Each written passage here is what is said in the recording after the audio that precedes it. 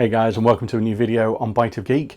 Today I'm going to be going through 5 things that you definitely don't want to be doing on your solid state drives.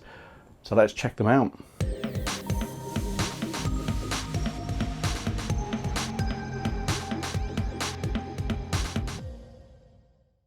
So if you've just replaced one of these in your PC with one of these, then these 5 things I'm about to go through you need to pay attention to, because the stuff that you're used to doing on a hard drive, a spinning hard drive, doesn't necessarily work quite so well on a solid state drive. And in fact, you could actually make your drive, the lifespan of your drive, expire an awful lot quicker than it should do. Okay, so first up is defragging your drive. This staple of the Windows operating system, introduced as far back as Windows 95. Well, certainly if you've been using computers that long ago and you've been using hard drives, you probably ran defrag almost on kind of like a weekly basis to try and get the best possible performance out of your hard drive. Well, on a solid state drive, this is not necessarily a thing you should be doing.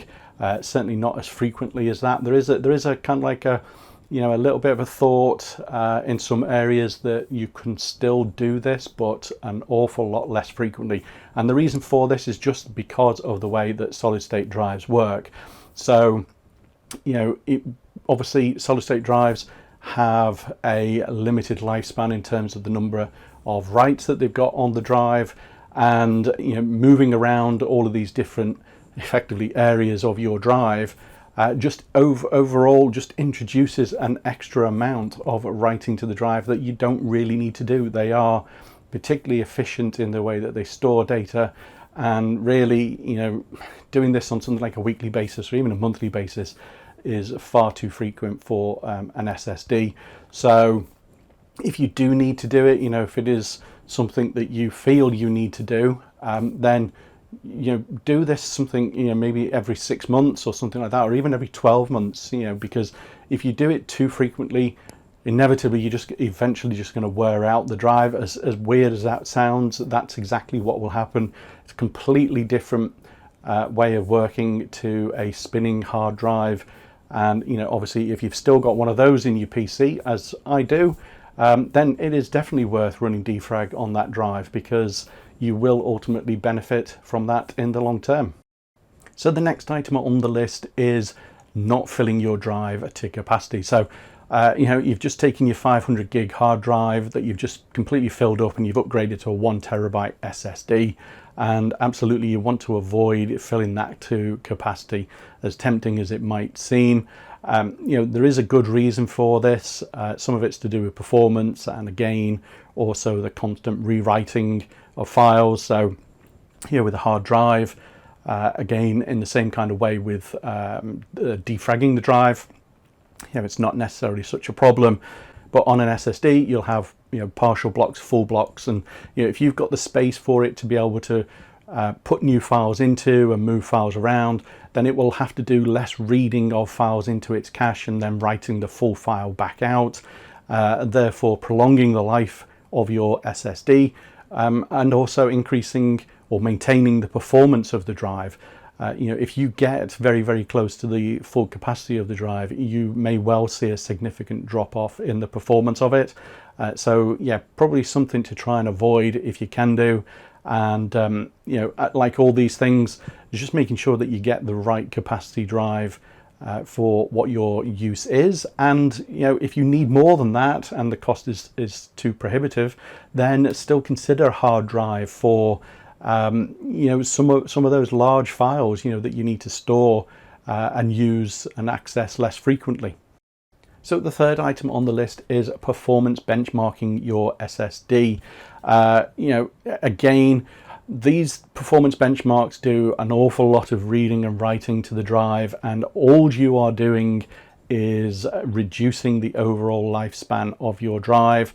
If you look at the warranties on your drive, you will see that depending upon how much you've paid for that drive, obviously the cheaper they are, the shorter the kind of like the warranty period, but also the warranted number of writes that you can do on the drive. So all you're doing is actually just reducing again the overall lifespan of your drive.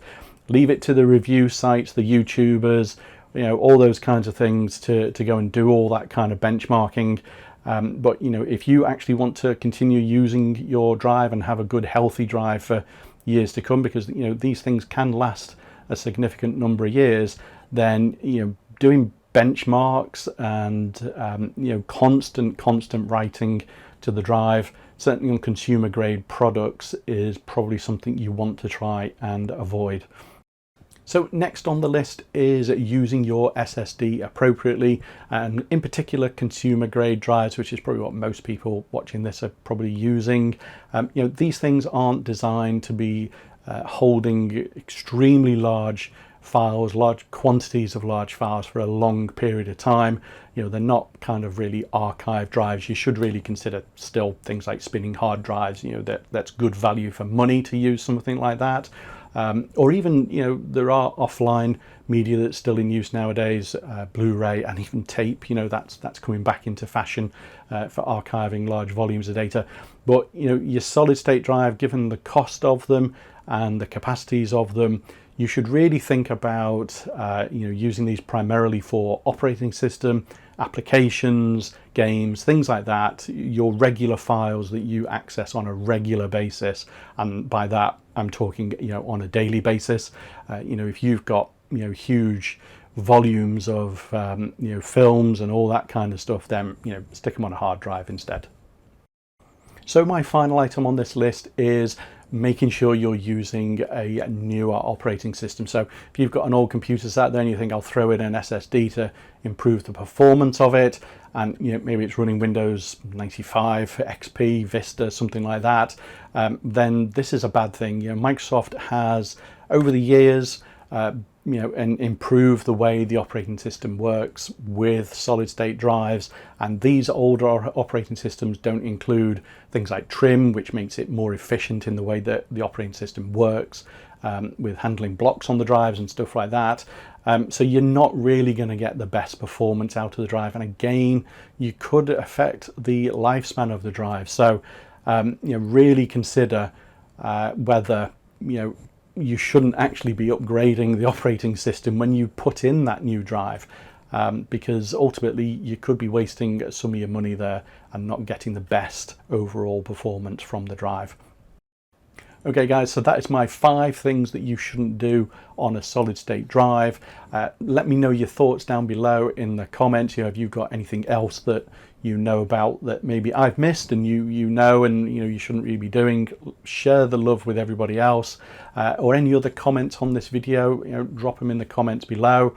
If you've enjoyed this video, then don't forget to hit the like button and subscribe to the channel for more content coming up. But as always, you know, thanks for watching, and I'll see you in the next video. Bye for now.